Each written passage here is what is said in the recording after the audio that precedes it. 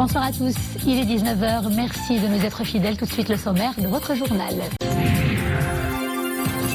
Bac 2020, plus de 441 000 candidates et candidats entament cette première journée des examens dans des conditions inédites. Des circonstances liées au coronavirus, un protocole sanitaire est appliqué à la lettre, aussi bien dans les milieux urbains qu'en zone rurale. Nous suivrons des reportages à Ben Slimane et dans la commune territoriale de Ain Shqaf à Moulay Yacoub. Habitués à lire sur les lèvres de leurs interlocuteurs, les personnes malentendantes rencontrent en cette période de crise sanitaire quelques difficultés face aux masques qui couvrent une bonne partie des visages. Des volontaires tangérois se sont donc montrés créatifs. Ils ont conçu des masques adaptés. Nous les découvrirons dans quelques minutes.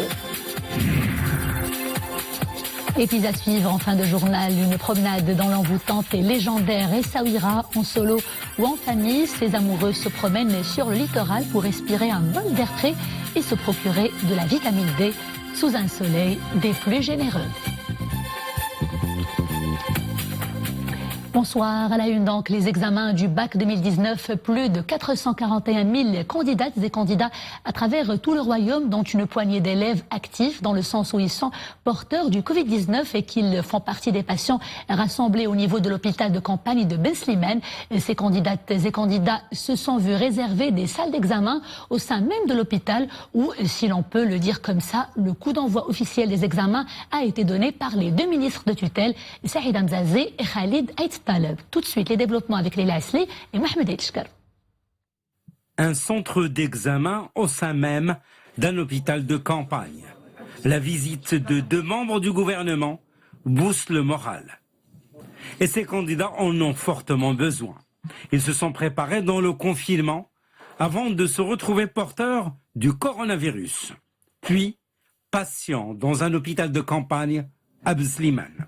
Ces candidats au bac sont en train de passer leur examen dans des conditions sanitaires exceptionnelles grâce à la mobilisation des équipes de santé, de l'autorité locale et nos cadres administratifs et pédagogiques qui ont organisé des centres d'examen au sein de ces unités hospitalières. Gel hydroalcoolique à portée de main, table très espacée, masque et visière. Les mesures d'hygiène et de prévention sont fortement renforcées, et pour cause. Je dirais pas qu'ils sont malades, ils sont porteurs parce qu'ils sont asymptomatiques, ils ont toutes les facultés pour passer bien sûr l'examen, et aujourd'hui on est en train de voir si tout se passe dans le respect total des règles d'hygiène et des mesures de prévention. En plus des mesures sanitaires exceptionnelles, ces examens se déroulent sous haute surveillance pour prévenir toute tentative de fraude. Et justement, le coup d'envoi de l'examen national unifié du baccalauréat au titre de la session normale de cette année 2020 a été donc donné ce matin à 8h dans les différentes régions du royaume sur fond de mesures sanitaires et préventives visant à lutter contre la propagation du coronavirus. Et sachez que le nombre de candidats scolarisés est de plus de 318 000. Parmi eux, quelques 280 000 sont inscrits dans le public et environ 36 000 dans le secteur privé. 57% des candidats passent un baccalauréat scientifique ou technique, soit une évolution d'1,9% comparé à l'année dernière. Les branches littéraires et l'enseignement originel viennent en deuxième position avec un taux de 41%, suivi des branches professionnelles avec 10 000 candidats répartis en 19 filières. L'examen national unifié du baccalauréat de cette année 2019 se déroule d'ailleurs en deux pôles, à savoir aujourd'hui et demain pour la littérature et l'enseignement originel, et du lundi au mercredi prochain pour les sciences techniques et le bac professionnel, alors que les résultats de cette session normale seront annoncés le 15 de ce mois-ci. La session de rattrapage aura lieu pour sa part, quant à elle, du 24 ou plutôt du 22 au 24 juillet courant pour toutes les branches, et les résultats finaux seront donc annoncés au plus tard le 29 juillet. Et justement, en cette toute première journée des épreuves du baccalauréat, nous nous sommes également intéressés au monde rural. Là encore, les examens se tiennent avec le total respect du même protocole sanitaire, de quoi rassurer nos candidates et candidats pendant cette période difficile et inédite. Rappelons-le, côté logistique, eh bien, des navettes et des bus de transport scolaire ont été programmés pour leur faciliter bien sûr le déplacement. L'exemple dans une commune territoriale de Moulay Yacoub avec Ahmed Fadeli et Nissaïl Hamdaoui. Nous sommes dans la commune de Ain Shqef, une zone rurale à 6 km de la préfecture de Moulay Yacoub. Il est 6h moins quart. On s'active pour désinfecter le minibus qui transportera les candidats à l'examen du bac jusqu'au centre d'examen à Moulay Yacoub. Mais avant de monter à bord, les élèves se plient volontiers aux exigences sanitaires de cette période de crise exceptionnelle. Je remercie les personnes qui ont été derrière cette bonne initiative de mobilisation du transport scolaire. Mon fils vient de monter à bord, je suis rassurée. 41 minibus ont été mis à la disposition des candidats à l'examen du bac résidant dans les zones reculées. Arrivés au centre d'examen, les candidats sont tenus au respect de tout un protocole sanitaire. Prise de température à l'entrée, distance physique de rigueur, masque de protection et gel hydroalcoolique à disposition. Rien n'est laissé à l'improvisation. Ici, l'ouverture des enveloppes scellées contenant les épreuves se déroule sous l'œil de quelques représentants des candidats.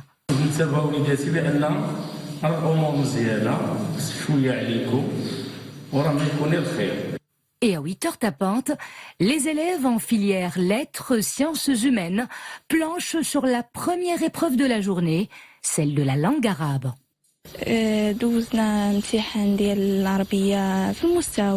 L'épreuve d'arabe a été à la portée. Les conditions de passage de l'examen sont bonnes, les mesures barrières sont bien appliquées. Les salles sont aérées, la distance physique est respectée et en plus, même le transport nous a été assuré.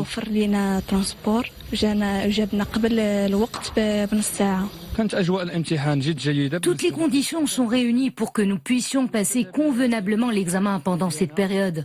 Les mesures barrières sont respectées, l'épreuve est facile pour ceux qui ont bien révisé. Dans la préfecture de Moulay Yacoub, on dénombre 1429 candidats à l'examen du bac, dont 557 candidats libres, répartis sur 12 centres d'examen. Lundi prochain, ce sera au tour des candidats à l'examen du bac de la filière des sciences de plancher sur les différentes épreuves au programme cette année. Et faisons à présent le point sur l'évolution de l'épidémie du coronavirus au Maroc. 319 nouveaux cas et 70 guérisons enregistrés pendant ces dernières 24 heures, soit un taux de guérison d'environ 70%. Un nouveau décès a été malheureusement enregistré pendant ces dernières 24 heures toujours, portant le total des décès à 230 personnes, soit un taux de létalité d'1,7%. Les couleurs du ciel à présent, la canicule se poursuit dans plusieurs provinces du royaume. À partir de demain samedi et jusqu'à mardi prochain, il fera entre 42 et 46 degrés dans les provinces d'Assazag, Rachidia, Smara, Tata, Taroudan, Zagoura, Ousserd, Boujdor, Oued Dahab. Et puis les températures vont osciller entre 39 et 42 degrés à Agadir et Daoutanen, Blimlel, Boulmer, Klat, Sragna, Souera, Figuig, Fqih Ben Saleh, Gilmim, Girsif, Jrada, Khnifra, Ribga, Marrakech, Arhamna et Stat.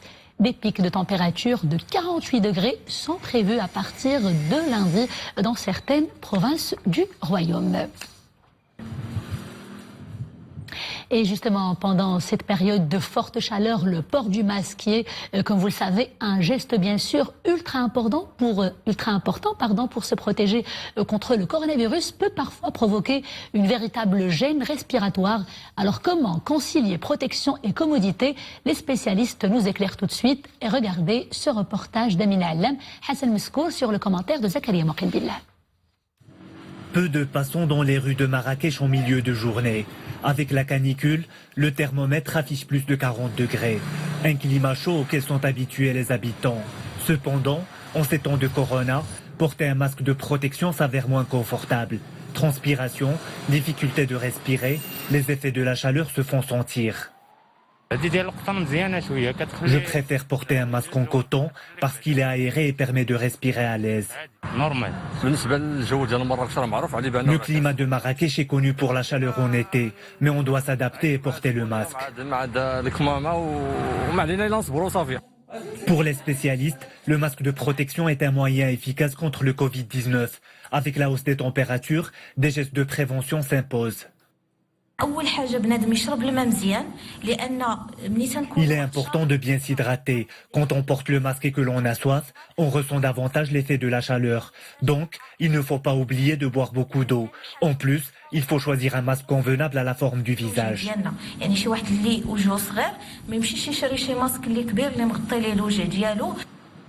Malgré la chaleur, le masque est un atout indispensable pour se protéger. En ces temps de canicule, ne pas rester longtemps dans la rue et choisir un type de masque adapté sont autant de mesures pour éviter les complications. Et justement, ces accessoires, désormais considérés comme de fidèles compagnons de route, peuvent représenter un autre petit pépin lorsqu'il s'agit des personnes malentendantes, par exemple. Vous le savez, ces dernières sont habituées à lire sur les lèvres de leurs interlocuteurs. Eh bien, pour surmonter ce problème, une association tangéroise s'est lancée dans la production de masques adaptés. Voyons cela avec Anissa Boumedi, Saïd Najeh et Oumaima Ramli. Avec le déconfinement, cet enfant a repris un semblant de vie normale. Il a retrouvé les bancs de son centre éducatif. Habitué à lire sur les lèvres de son éducatrice, cet enfant malentendant a eu la vie dure avec les masques de protection, mais plus aujourd'hui, grâce à ces masques adaptés, les masqueries. Au début, on se sentait comme exclus, mais aujourd'hui, ces bavettes nous ont simplifié la vie. Avant, avec les masques de protection normaux, on ne pouvait pas lire sur les lèvres, mais avec les masqueries, tout est redevenu comme avant. Paré au centre d'une fenêtre en plastique transparente, il permet d'éviter à cette catégorie l'isolement social. Une idée ingénieuse portée par cette association tangéroise. On a travaillé pendant 15 jours, on a sorti le prototype avec la fenêtre en avant pour que ça colle pas sur les lèvres le 1er mai. 1er mai, après on a envoyé la certification. Pour la certification, c'est un nouveau produit au Maroc, donc il n'avait aucune norme, aucune base, donc ils nous ont envoyé chez un laboratoire, le laboratoire qui est certifié par eux, et ils nous ont demandé de tester le tissu, de tester le plastique, et ça a duré un petit peu longtemps pour qu'il n'y ait pas de problème d'asphyxie. Inclusive, ce masque pourra être utilisé dans différentes situations. Si c'est pas pour l'école, c'est aussi pour les vacances. Parce que ces masques-là, c'est des masques de communication. C'est pas que les sourds qui les portent entre eux, c'est aussi les commerces, les médecins, les orthophonistes, les personnes qui ont besoin de communiquer avec eux. Pour qu'ils puissent les comprendre, ils lisent sur les lèvres. Avec l'obligation du port du masque sanitaire, ces masqueries ont pu redonner le sourire à cette catégorie vulnérable. Prenons à présent des nouvelles de la pandémie dans le monde avec de nouveaux bilans macabres. L'Amérique latine devance désormais l'Europe tout entière en termes de cas de contamination. Triste classement franchi pour la première fois depuis le début de l'épidémie. L'Amérique latine devient donc la deuxième région contaminée au monde avec plus de 2 800 000 personnes porteuses du coronavirus. En France, le président Emmanuel Macron remplace Édouard Philippe à Matignon par Jean Castex. Annonce faite aujourd'hui par l'Élysée dans un communiqué. Âgé de 56 ans, le nouveau Premier ministre français est un inconnu du grand public, ex-collaborateur de Nicolas Sarkozy. C'est surtout un fin connaisseur du monde de la santé. Le nouveau responsable dit mesurer, je cite, l'immensité de la tâche qui l'attend, compte tenu bien sûr des circonstances exceptionnelles dans lesquelles se trouve actuellement la France à cause de la crise sanitaire liée au coronavirus, mais également ses retombées sur l'économie française.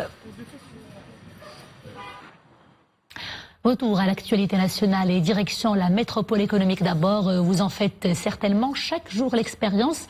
Trouver une place où garer votre voiture, au centre-ville surtout, n'est pas chose facile. Un casse-tête qui s'allège avec l'ouverture du parking souterrain du boulevard Rachidi. Tout de suite les détails avec Sarah Katir et Ahmed Hamri. Situé en plein centre-ville de Casablanca, le parking souterrain Rachidi est enfin ouvert au public. Il constitue une offre complémentaire importante au réseau des parkings publics nouvelle génération de la ville et dont le but est d'inciter les Casablancais à adopter une mobilité plus durable. Ce parking va résoudre pas mal de problèmes car stationner au centre-ville de Casablanca était vraiment une mission impossible pour nous. Avant l'ouverture de ce parking, on trouvait beaucoup de difficultés à stationner au centre-ville. On tournait en rond pendant des heures avant de pouvoir garer notre véhicule. Ouvert 7 jours sur 7, le parking est doté d'équipements de surveillance et de gardiennage et d'une unité de commande afin de garantir un service de pointe et la sécurité des usagers. C'est un parking avec une capacité de 710 places, avec un investissement de 40 millions de dirhams sur 20 000 mètres carrés. Et nous avons toute une stratégie en matière de réalisation de parking public. Donc après ce projet, nous avons un projet de partenariat public-privé pour construire 6 parkings en ouvrage. Plusieurs autres projets similaires verront le jour à Casablanca, ce qui pourrait mettre fin au calvaire de stationnement vécu par les Casablancais au quotidien. Répertorié comme zone 1, le charme de la cité des Alizés est à redécouvrir. Son littoral les séduit en tout cas, grands et petits, des promeneurs qui y flânent en s'offrant un bon bain de soleil.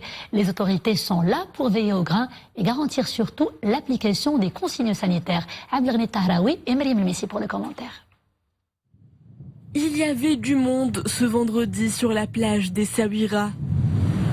Le temps venteux n'a pas empêché les estivants de retrouver le plaisir d'une promenade en bord de mer. D'autres en ont profité pour retrouver leur passion pour le kitesurf. Essaouira est connue pour son hospitalité. Nous sommes heureux de revoir la ville à nouveau prise d'assaut par les visiteurs. La ville conserve son timbre paisible. Avec ou sans mesure de confinement, nous y retrouvons quiétude et tranquillité. C'est chaque fois un énorme plaisir d'y retourner. Un bon bol d'air marin tant espéré par ces estivants, mais pour pouvoir en profiter sereinement, il aura fallu faire preuve de civisme. Pour faire respecter les consignes de sécurité sanitaire, des patrouilles de police et des autorités locales ratissent le bord de la plage. Nous avons mobilisé des patrouilles piétonnes et d'autres à bord de quad. Leur mission consiste dans un premier temps en la protection physique des estivants et de leurs affaires, mais surtout en leur sensibilisation. Les estivants sont appelés à adhérer aux mesures de l'état d'urgence sanitaire en maintenant le port des masques, gardant la distanciation et évitant les rassemblements.